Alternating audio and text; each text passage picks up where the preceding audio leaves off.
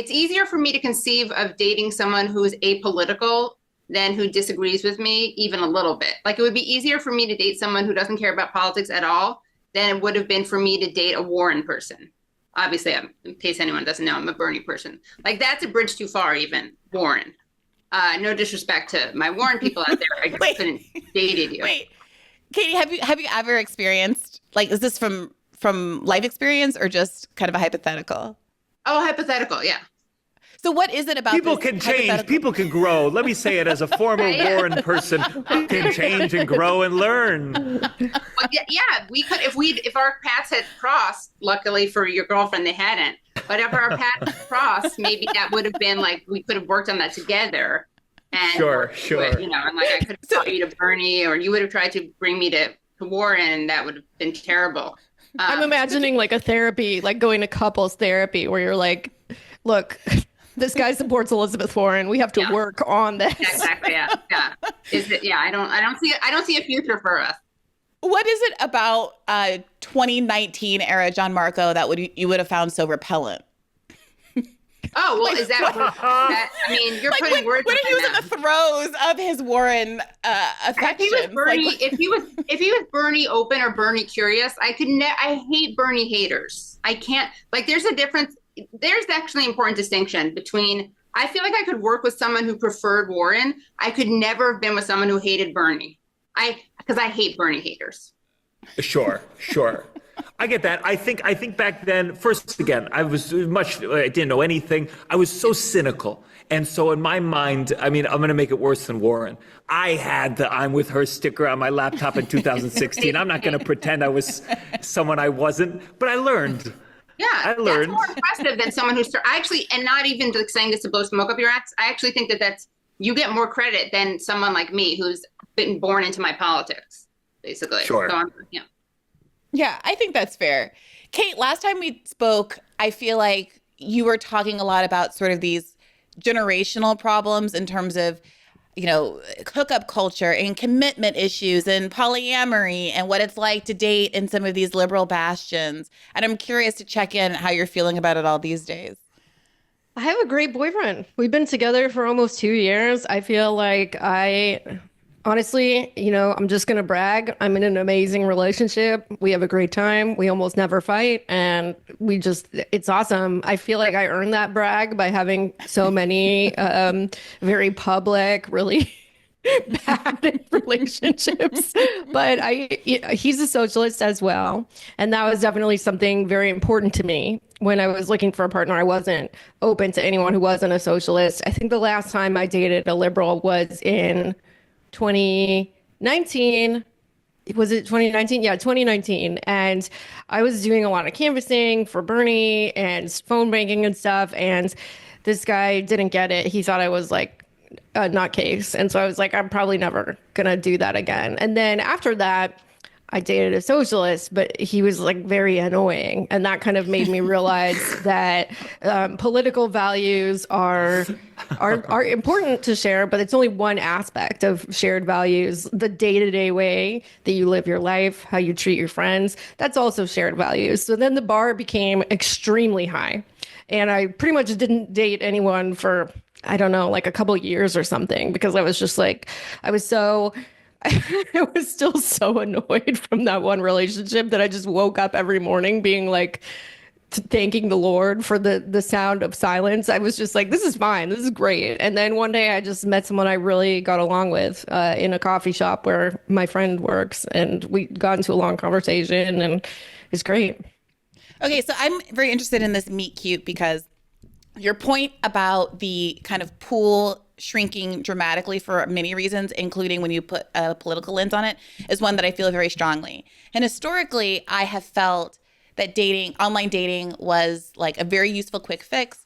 I enjoy going on dates. I enjoy meeting people. I have worked the apps like a professional. Well, I have worked them assiduously and, you know, have generally felt successful and with a long string of boyfriends. That being said, post this most recent breakup, I have decided that maybe part of the problem is that people might have a point about the kind of person that's on an app versus the kind of person in real life, and maybe I should try for a real life person. Do you feel like that's a fair judgment? And how did you pick a person from the wild in this coffee shop and manifest them into a partner? Was it a socialist coffee shop? Was the coffee was free, but you helped make it? And is that you said, I know the people here, we're on the same page? So I had kind of a super easy experience because when I met him, he was literally wearing a sweatshirt that said, "Leave your liberal boyfriend for me." Oh my God. That's not Wow. Yes. Wow.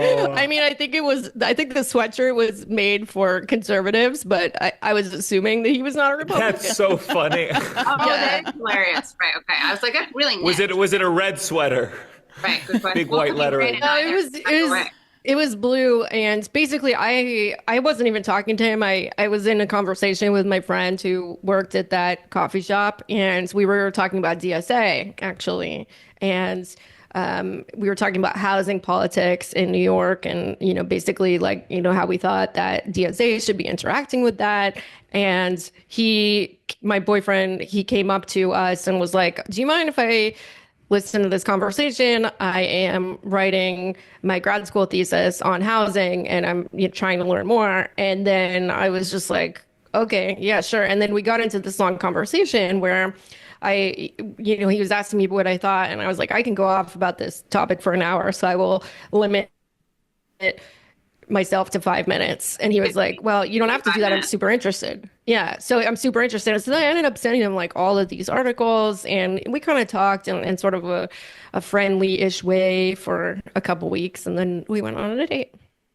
That's the socialist version of instead of sending a playlist of your favorite songs, it's like, let me send you the literature about the housing crisis that I've been reading up on. Exactly. Yeah. Have you read? I'll read my white paper if you show me yours. Yeah, it was that. I was like, you want to read some communist housing literature? Hell yeah, I'm open to this. But I was nervous to date him too because he's in a band, which I had kind of a no musicians, no comedians rule at that point. And I just Gianmarco's like, I'm striking out all over the place.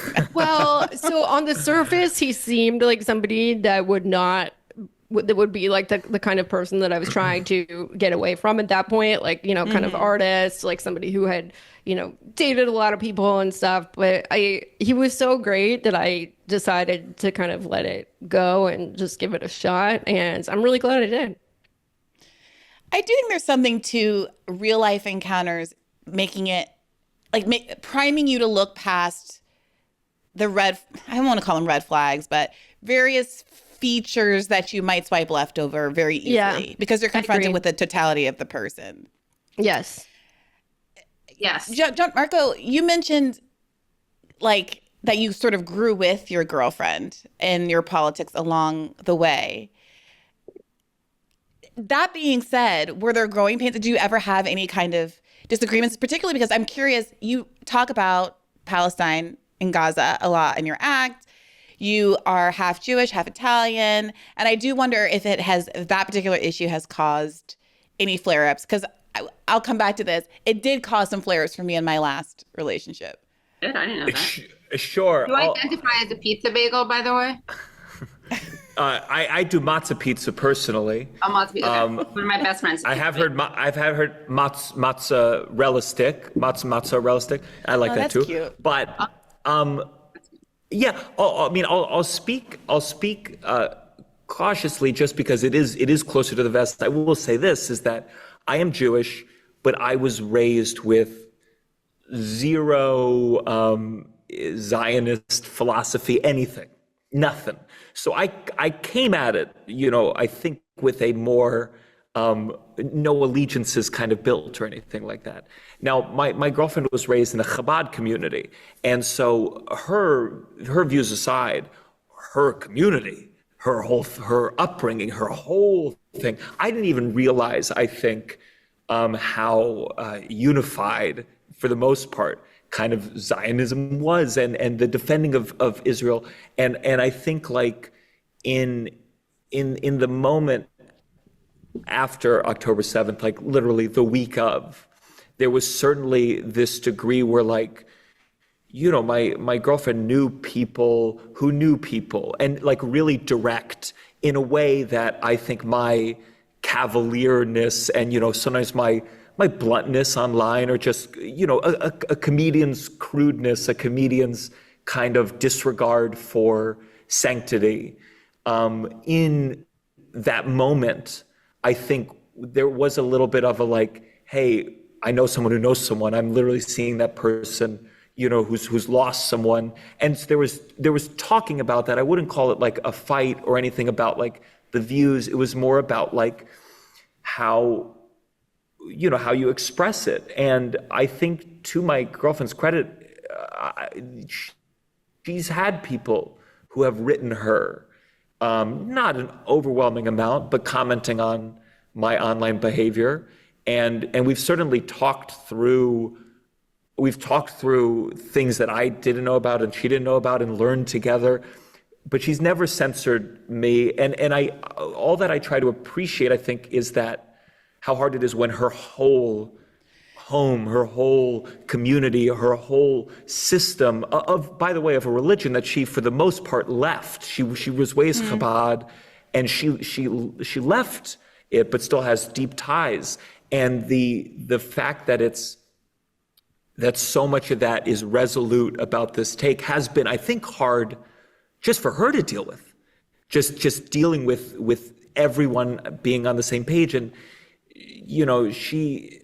I hopefully not speaking out of turn here, but like she went to some event where it was like, where it was just a Jewish event. Every Jewish event became like a Zionist event all of a sudden, and everything was kind of mourning October 7th while ignoring, of course, the pictures of destruction and death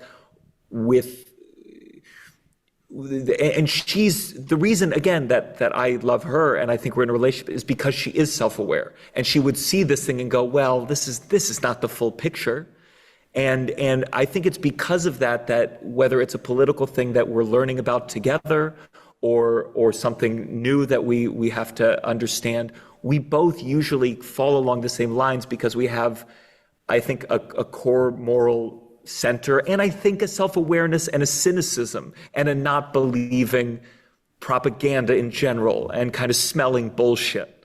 And I think that's where our partnership is, and I think that guides us to the same place on most things, is we smell bullshit, and we know when people are kind of lying for the sake of their own interests, and we're honest about that with each other. And that's where I go, like, it's not necessarily on a dating app we would have had the same 10 categories, but our core system of taking in the world and digesting it is the same. And so we usually reach very similar, or at least compatible, conclusions. That sounds both very politically and adroitly said, and I think right and good. I mean, I didn't. So first, I want to caveat this, that I know that there, in the rumor mill, there is a presumption that I don't date black guys, and that I specifically date white guys. And I would like to say that has not at all been historically true in my life. That being said, at the grand age of 36 years old, I got my first white boyfriend, okay? And I will be acknowledging that on the first time on this podcast, that the person I just broke up with was Jewish. Okay, so I was at a Jewish wedding on October 7th. Oh, and, my God. God. So, and we were out in the middle of like Ohio, and it wasn't clear exactly what was happening until we had gotten home. That being said, with my ex, it was like a non-issue. We had the exact same politics. It was very good. It was a non-issue. But it was, to your point, Gianmarco, there were reverberations, I think, more broadly in the family. And the immediate family was like very good. Even those who disagreed with my politics were like very, like on a human level, kind and like generous to me. And in the wake of me getting fired over the summer by Zionists from the Hill, they were all very like gracious and kind, despite I know having some substantive disagreements with me. But some of the more ancillary family members, one in particular, was very much not happy with me. And there were some threats that were made about what kind of conflict we were going to have if he ever saw me at this wedding that we were all supposed to go to. And it got very, very tense for me at a certain point in the relationship. Now, again, it didn't really affect my relationship with my partner, except for that it put all this stress on my interactions with this broader family over some events over the summer.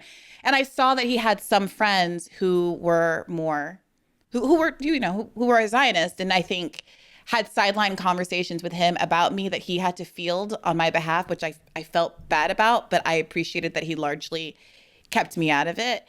But it became a little bit of a thing in a way that I didn't anticipate at all. I just thought it was going to be, am I dating white guys now? Like that's what I thought was going to be the bigger issue in our union right up until October 7th, 2023. I was at. Yeah, go ahead. Go ahead, Katie.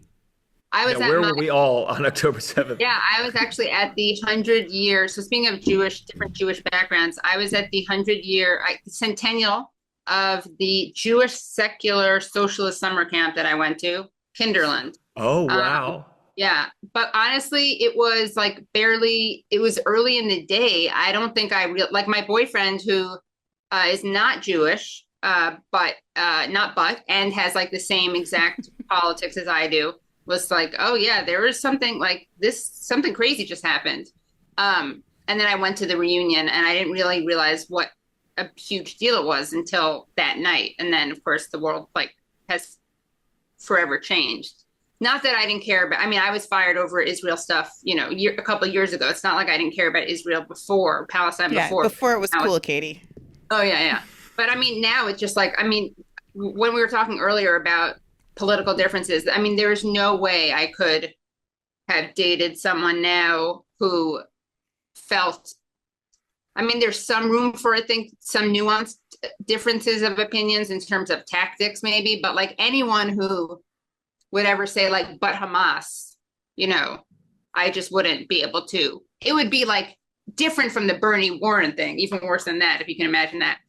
But no, seriously, like that is such it's like, it's hard if I'm like looking at the news and crying over something, like a Palestinian child, like if I felt like I was with someone who would like in any way, but like actually that, but Hamas that, or, well, it's an unfortunate thing, but that would just be beyond like an intellectual political thing. It would be such an emotionally devastating thing, which, not to sound corny, I do really think that ultimately politics do come down to, in large part, the emotional thing. And, my politics are, as corny as it sounds, guided by a sense of love and fairness and justice. And, even when I'm really angry at people, which I am quite frequently, it's because I'm angry at them because of what they're doing to other people. Like the Bernie Sanders type of anger, which I think is an anger based on love, in love. Yeah. Yeah. Okay, but can we be honest with ourselves a little bit that I think we were right? We coined ourselves Bernie Broads, right? Katie, this might be the name of a future podcast endeavor between the two of us. But we were so beleaguered. I can admit this. I'll speak for myself. I felt so beleaguered and isolated in the Bernie wars of 2016 and 2020 that it became bigger than the politics. Like, I can sit here and acknowledge that you're not like a bad person to have liked Elizabeth Warren. It's not the Elizabeth Warren of it all. It's the way that she was weaponized by the press to derail Bernie, and like the way she was held up by the media as like the better alternative to Bernie Sanders, even though there was no organic support for her, as evidenced by her losing her own state, like to two other people. And to be fair, I don't think you're a bad person for having preferred her. I just couldn't be in a romantic relationship with someone. Yeah, no, I think it's completely legitimate. I could be friends with somebody who has those politics, but for the person closest to me, I want them to be more on the same page. And speaking of Israel-Palestine, it's funny, like obviously the left and the pro-Palestine people have a lot of criticisms of Sanders. I think I'm a little bit less. It's not like I haven't been disappointed, but I also do appreciate like where he is on this issue relative to basically every other senator, which again doesn't mean that I don't think he needed to go farther. But I do remember asking a woman who's an anti-Zionist organizer, and I was like, working on a video about Bernie people. And I was like, are you a Bernie fan? She's like, sorry, Warren. I was like, wait, what? Like Still? No, this was back in 2016. Was it 2020 or 2016? 2020. But like, yeah, 2020, right. But like anyone who cared about Palestine, and again, this is like, yes, he has flaws on this issue, but he's so far and away better than anyone else, including Warren. Like, I remember this is more of just a, I was like, okay, I don't know what your issue with old Jewish men is. Like, because obviously this is totally politically incoherent. Like I will stick with that. Sorry if I sound like a terrible person. Like I was flexible before. I said you're not a bad person if you like Warren, but if your issue is Palestine and you liked anyone running for president besides Bernie, and again, this is more damning of everyone else than anything of Bernie. They're going to eat you up for this, because people are very mad at Bernie on this issue. Yes, but this was pre big disappointment, I would say. Like he wasn't as far as we wanted, but he's far and away. Like there's no comparison between him and the other ones. Sorry. But ultimately, like so many things change. You could fall in love with someone who likes Bernie and then says, I think Bernie is right to say Biden should stay in the race, and then, well, I hate him for that. I think ultimately, if you look at if you base your love on literally another person, that other person's going to have their ups and downs. Yeah. And it's like it's about like. I could see loving someone who said, I think.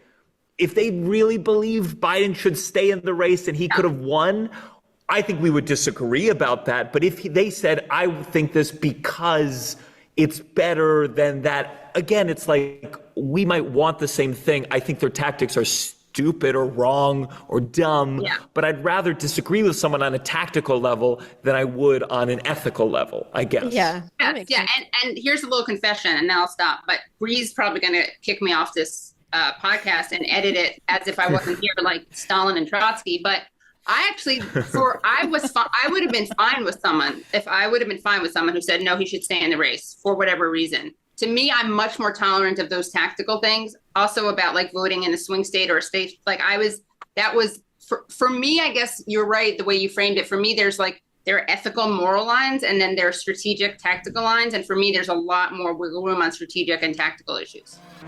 Hey YouTube, thanks for watching. Just a reminder that this is a podcast. You can catch an extra premium episode every Monday for $5 a month at patreon.com/badfaithpodcast. That's patreon.com/badfaithpodcast for $5 a month, an extra episode every week.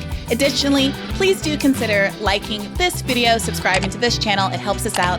It helps independent media beat the algorithm. We appreciate you. And as always, keep the faith.